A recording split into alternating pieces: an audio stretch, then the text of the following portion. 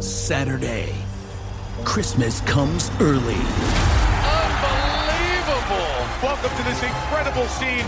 Bills. To the end zone! Chargers. It's a touchdown! An exclusive NFL game. That's fantastic! Live in primetime.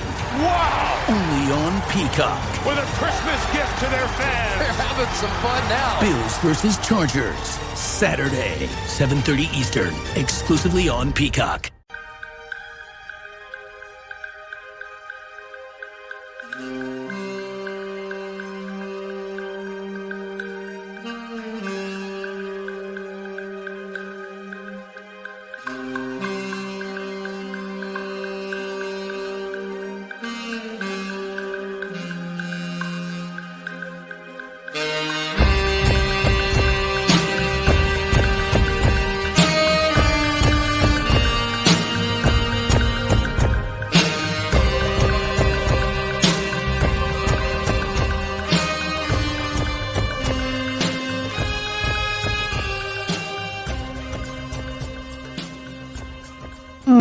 Hey everybody, welcome to Pod Mavericks Mavs Party.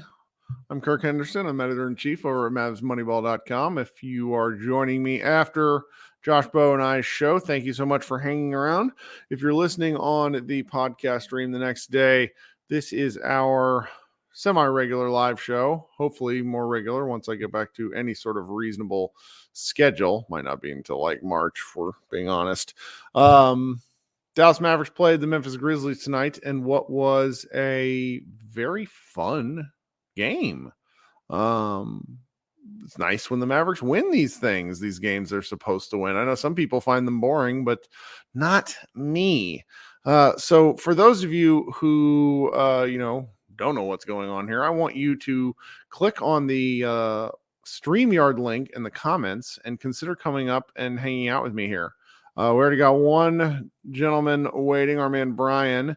And then, basically how the show operates is I bring folks up one at a time until I run out of time or we run out of people who want to talk about stuff. I have a hard out at about 11:30. I have to go feed the 5-week-old baby who gets pissy when I don't feed him on time. So that's the way things go. All right, coming up first is my man Brian.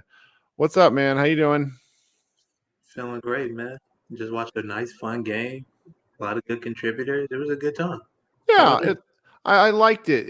It's nice to see the team perform in a game where they should win. Winning is pretty important, obviously, but then doing so in a way where, obviously Memphis is going to make runs, but it was a pleasing game because the Mavericks more or less did everything that they were supposed to, given kind of the limited options that they had at their disposal with so many guys on the injury report. Yeah, missing 5 rotation players and then Derrick Jones Jr. like having an awesome start to the game and then going out in the first quarter, like that hurt. But for the third game in a row, man, they played bums and they treated those bums like bums. Like, that's nice. It was really refreshing, man. Haven't seen it. Do we think that Derrick Jones Jr. is okay? I didn't see the injury. I was still doing. Do we think he's all right and just will probably play more tomorrow night against the Lakers? He is fine. He may be questionable for tomorrow because I saw it at first. I thought maybe he banged knees with somebody. It turned out he took a knee from Jaren Jackson into his quad, and so they're calling it a quad contusion. So it depends how he feels tomorrow. He might try and tough it out and go, but honestly, I bet he plays. I mean, it's like if Luka plays, he plays. I feel yeah, I mean, I remember Bones. If you're listening to this, I'm sorry I'm sharing this story. The current head coach at Frisco Centennial, his name's Justin Kaufman. He was a year older than me, and he got dead legged so bad by one of our teammates in practice in high school he had to miss a game. Like they would just dead leg each other on purpose, and he got hit in the. High school guys are dumb. And like got hurt. Like one of our other buddies kneed him so hard in the quad, just fucking with him, that he had to miss a game. Because it's like when you get hit, and because we Luka's a tank, but those soft tissue injuries, they don't heal. They just kind of linger, particularly when you play game after game after game. So I think you're probably right. I bet he probably plays, particularly if Luka's going to play. But maybe we'll see a little bit less high flying action. Frankly, we just need the bodies. Like that's really Yeah. what my concern is against the Lakers. Yeah, especially against the Lakers. Like that bench isn't particularly good at deep, but what they are like athletic and really long, and they'll run you out of the building if you let them run. So as long as we've got the guys who are able to be in there and just do their job consistently for most of the game, then we should be fine to let Luka, maybe Kyrie if he plays as well, but definitely Luka try and bring us towards the end of the game. But man, did you see Derek Lively out there? It's we got my brain wants to go like that's our boy, but that's not a boy. That's a man doing man shit. Grown ass man. And yeah, Jaren Jackson had his little empty 41 or whatever. I feel like such a dickhead poo-pooing 41 points, but I'm sorry. I watched that game. In the first half, he was cooking. He was like actually a problem. Second half, that shit didn't matter. When it was actually time, like for him to try and take Derek Lively one-on-one, and Derek sat in that chair, it was a wrap. He wasn't getting what he wanted. Yep. And it was just a David Roddy offensive rebound here or there, or Asante Aldama bullshit corner three or whatever. Asante Aldama is good. Like I he and Roddy are the Maverick killers on that team. I sort of think that I like those guys. Like I used to love Jaren Jackson Jr., but his World Cup game really turned me off. I mean, 41 points and 4 rebounds tonight. Like yeah, no, I can't get with a guy that tall that can't rebound. Just it's so maddening, but it's like watching Lively do what he does, watching him fight for boards without getting called for fouls, watching him set like the fact this we don't talk about this enough. He's figured out how to set a screen. Screening is so much better. I thought that was just going to be the thing we bitched about all year. And dude, we thought he was going to be like, well, not Dwight Powell. We thought he was going to be like Kevon Looney, getting called for like an offensive foul like every game. And he still does every now and again, but it's not like a thing that's holding him back. That's what I think we were all worried about, right? No, it's actually one of his strengths because he's learned really early on how to time his slips off of that. Yep. And Luka's just looking for him every time down now. Mm-hmm. And dude, Jaden Hardy, welcome to the NBA season. That's like, good. He needed that. God, man. I was so glad to see him just like make shots again. I was like, wow, I remember that guy. The Josh Green being hurt and to a certain extent even Tim Hardaway being hurt, and definitely Kyrie being hurt kind of gives it really exposes the log jam is not the right word because it's not a log jam. There's clear talent tiers, but the fact that it took this many guys getting hurt for them to try Exum in this role is really something. And then Hardy looks better when he's not playing with Josh. Like he's looked better with another veteran guard on the floor with him. And that is just, it's interesting to me. I still don't know what to make of Hardy. Like I think I'm a little too hard on him for a second round pick. But when the three's going down, his shot is so pretty. And that makes everything else a lot more palatable because I think defenses realize they have to guard him if one goes down. It's just a matter of, because I've been throwing Jaden Hardy into like I was on here rambling a couple weeks ago about it, about how I've been throwing Jaden Hardy in like all types of trade packages in the trade machine or whatever. But what it comes down to is he was kind of like a volume scorer, just without really any of the volume scorer tools that he needed or the opportunity to even really play that role off of the bench. And when he's allowed to come in and just be an off-ball scorer, you catch the ball, you shoot, you catch the ball, you attack. If you don't have anything at the rim, you kick and you relocate and get open again from the wing. And he did that all game today, and he was so successful. And he was really, really good with his decision making. He started short circuit a little bit in the second half, but it was because he was spending a little too much time on ball. But when it was just catch and go, don't think, he was amazing. He looked just like he did in the Memphis game last year. And that's all I needed to see. I don't want him to have to make more than one or two decisions in a given set. Like his choice needs to be drive immediately, shoot immediately. There's no reading the defense. Like, and granted that he's capable of making a decent pass. Capable, not always. Yeah, he can make simple reads, and that's all we need. He's in the temp zone. If you take more than 2 dribbles, that possession is not quite lost, but it's pretty close. Like we're wondering, okay, what are you doing if you got the ball this long?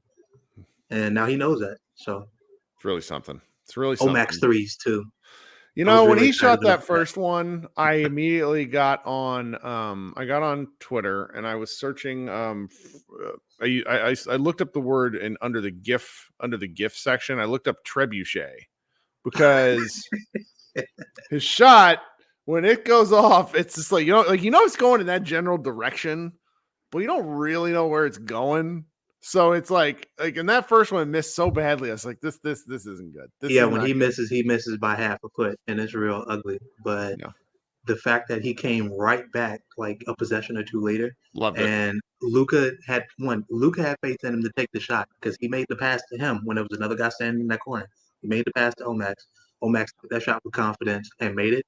And from there on, I was like, because he had already had one of those, drives from the corner, uh, jump stop, pump fake, get a bucket that way in the paint. He'd already had one of those, and from there I was like, okay, he's going to be able to stay on the court because he's able to contribute offensively in this game. That's not going to be every game, but when he can, he's going to be super valuable. And a year from now, like going into next season, what this could look like if he's still on the team. Knock on wood. Him and Lively together, man. Oh, Nico's so good, man. Shout out to I'm just Nico. pleased. Well, I'm pleased it's working. It's nice. Well, hey, you can probably see some other folks in here. You got anything else for us? No, man. I'm happy we got the win, stacking these dubs. Let's keep it up. I'll be back tomorrow night, assuming life doesn't go to hell in a handbasket, which I can never really promise with having a little kid, but we'll see. So thanks for getting us started tonight, Brian. Of course, dude. Thanks for having me. All right. I see some of our regulars down in the chat, and then Mike. I'm going to bring Mike up next because Mike's not here every time. Mike, welcome to the show. What's up? Hey, Kirk. How you doing? I'm good. It's daytime where you are. That's how cool the internet is. So did you get to watch this game this morning for you? I did. Yes, it is morning still. Oh, it's just ticked over the afternoon, I think. But I did get a chance to watch most of it. Pretty good to see, next man up mentality and a wire-to-wire win. And just some of the young guys really showing that sort of potential and my fellow Aussie Exum, continuing just to show that he deserves more minutes and time out there on the court with. How good was he? I was watching him all summer. I watched him locally here and then in the World Cup, but I thought he was probably a more consistent performer than Josh Green throughout that as well, and he's just a steady hand. Like makes the right passes, a couple of really nice little dishes off to easy baskets, and even that little cut under the basket and reverse layup was just showing the growth, and he's got that confidence now, and he's pretty happy with where it's all at. So signs are positive for a game that we should have won, and that we were able to just even though we're plenty of men down, just able to get the win and keep them at bay. Like every time they made a run, we're able to just do enough just to keep them at bay. Right, and that didn't happen last year. Every time a team made a run last year, it was like, oh no, how close is this going to get before we die?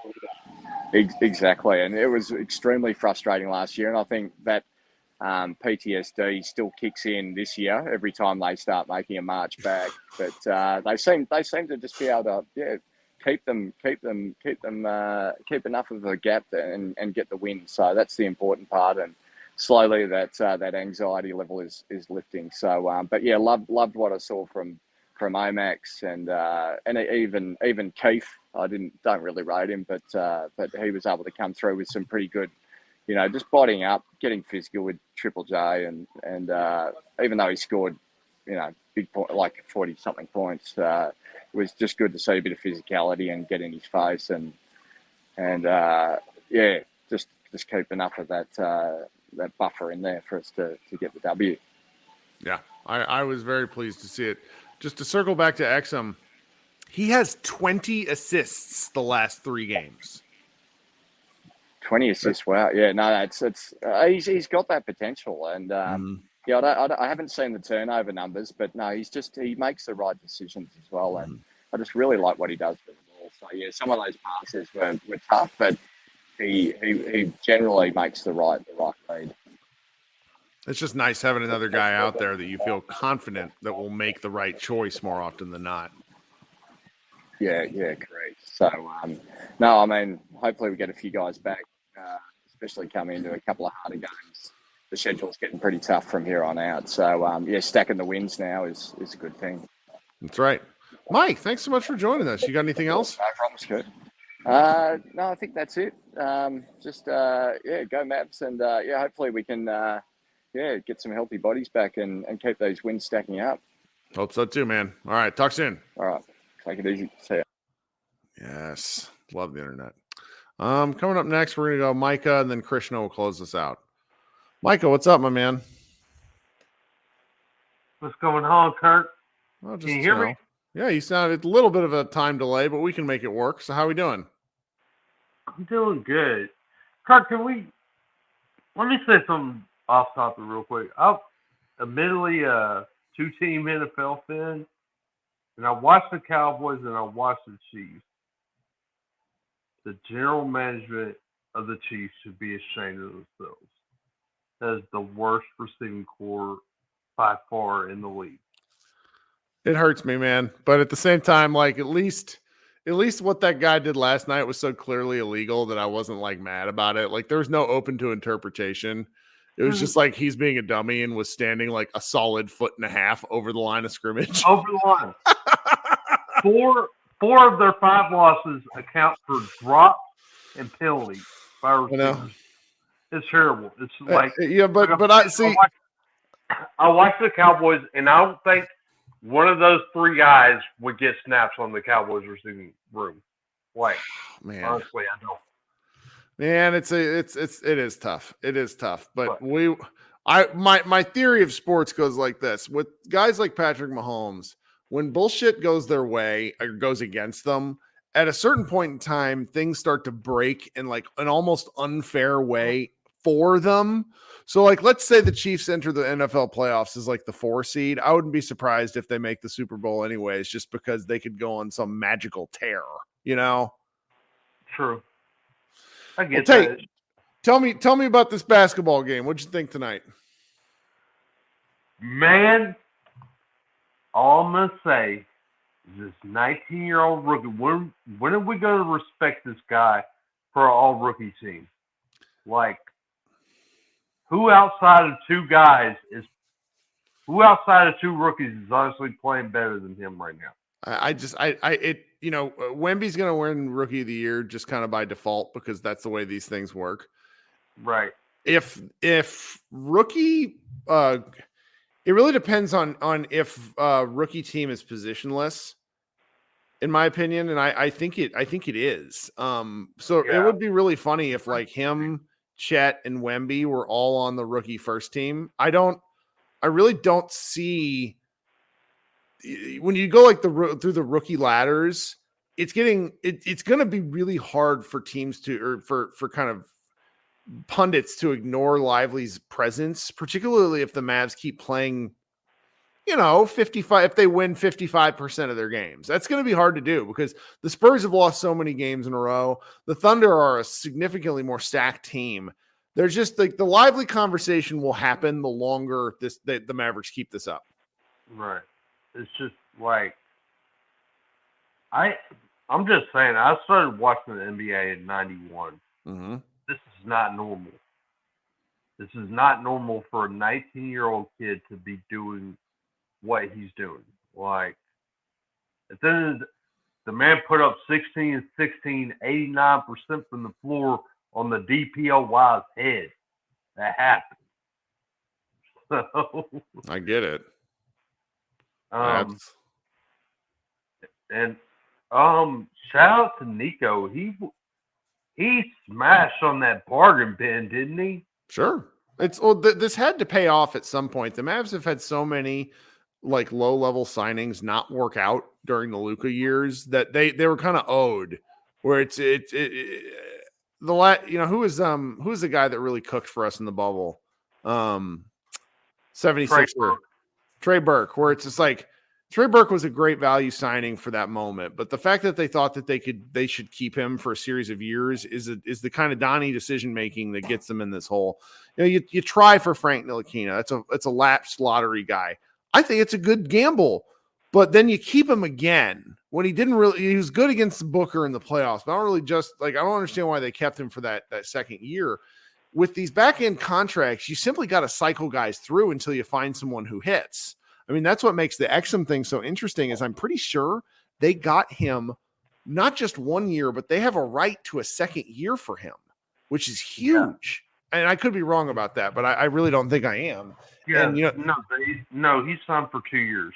Mm-hmm. I don't think Derek Jones is signed for 2 years, but it's no, Derek Jones is signed for one. Mm-hmm. Exum got basically the same kind of contract that Seth Curry got, if I'm not mistaken. And Seth's another good example where it's just like if you don't need to hit on all these guys, but you need to hit on at least one to round out your rotation. And that's what's been helpful because it's like, again, they won tonight with having so many rotation guys out. It's good. It's great. It's different how they run offense. It's like having multiple guys that can touch the ball. And look, the dude can get mad as he wants and fight back at people on Twitter. I don't care. The amount of power that Harrell Bob had on the way that the roster and the offense was run is what got us to where we played with for 3-4 years to where nobody could do nothing but spot up shoot. Nobody yes could and pass, no. Nobody could dribble. Yes and no. I mean, I know, like I've mentioned this before. They had an agreement in principle, nothing signed, but they had an agreement with Alex Caruso in 2019 that Cuban then went another direction with. Like they had 4 decision makers on that team, if you include Carlisle. And so that's what makes the fact that they've really tightened up their decision-making tree to where it's no longer like, I get collaborative stuff. I'm a collaborative manager over at Mavs Moneyball, but at the end of the day, you need to have one person responsible for making the decision. And the thing that drove me nuts about the Cuban of it all is Cuban would distance himself from things that didn't work and then take credit for things that did.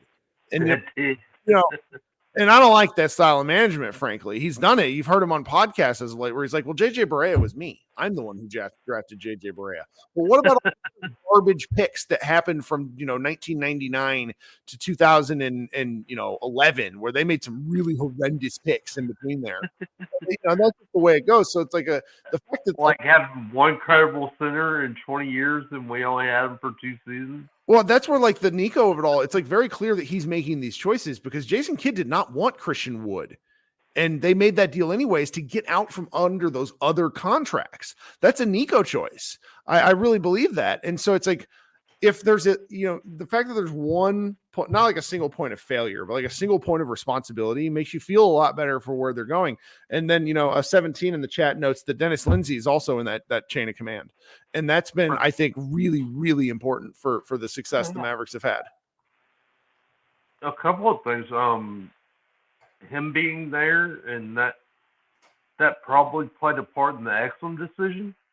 And not only that, having Alex Jensen as well, that maybe he already has experience with him, chemistry with him from beforehand. And then also his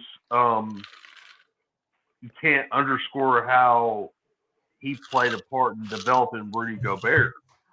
It's just like, if Lively becomes that's an advanced version of that, cooking with grease. I mean, shit. If he's 80% of that, we're in great place because it's everybody that's feeling bullish has a reason to. Even if the Mavericks get absolutely whopped the next couple of days against both the Wolves and the Lakers.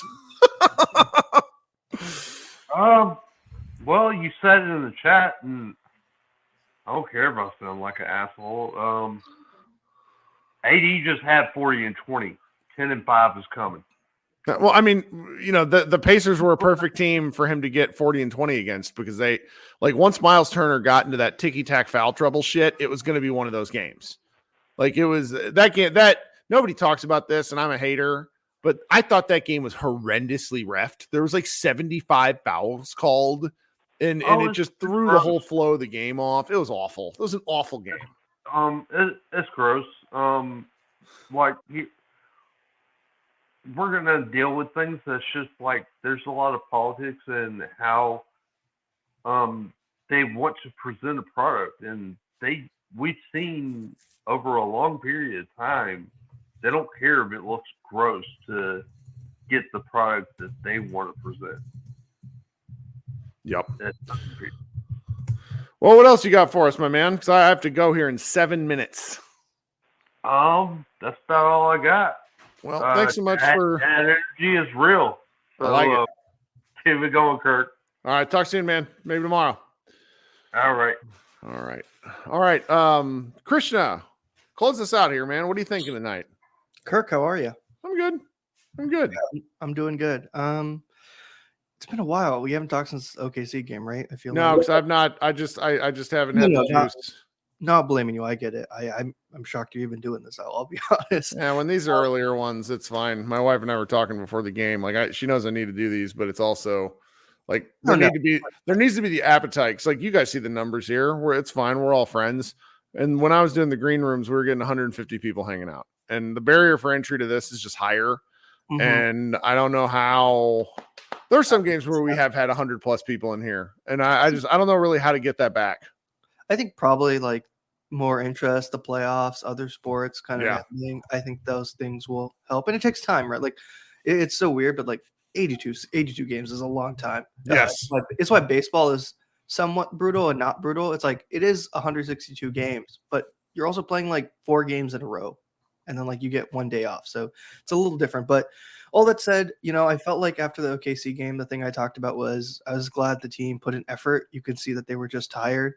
And it felt like the 3 things that had been there these 3 games is effort. Even if, Portland and the Grizzlies, they pushed back and they kept, they kept trying to get into the game, which as they should.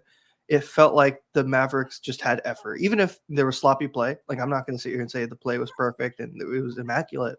I think the Utah game was more like that. It just felt like they had control over the game completely. In Portland and in Memphis, you can see that a lot of these guys just don't have the reps yet. They're not completely there yet. And that's what happens with youth and inexperience. But what you did see was effort, something that I felt like, you've talked about it. It's the only thing you can control ultimately. Mm-hmm. And so the fact that there was effort, there was guys going after rebounds and, 20, I think we had 21 second chance points at a point, and they had like 8. I don't remember if it ended like that, but that's something you don't see. And we out rebounded them. And yes, I also think part of it is Triple J is just he's not a rebounder. I don't know. He's more likely a 4 than a 5, if you ask me, honestly, but it helps, right? You need to get these wins. And especially when you have so many injuries at this point, and it's just a win, right? You just need to get these wins. It's good to get these wins against lower ranked teams. I mean, like you've talked about it all season, you need to win against bottom 500 teams, and you need to just be above average, if not average, against 500 and above teams. And it's good to see this team, even with the injuries, they're not making excuses. They're just going out and winning. And I don't think we said that at all last season, which is the positive. Yeah. No, we're stressed after just about every kind of game last year, whereas just coming out tonight against Memphis, a team they should have won, and then they did so in a way that made you feel confident, not only with the limited resources that they had, but the way those players executed within their roles. It was nice. Yeah, I mean, we missed a ton of threes. Like we were even in Portland. Like the sneaky thing about both these games is we've not made the 3 ball well at all. We have not been shooting it well. Yet they found another way to score. They found another way to defend. Like, yes, these are not good teams, but you still have to defend. You still have to score, and you have to do these things ultimately, right?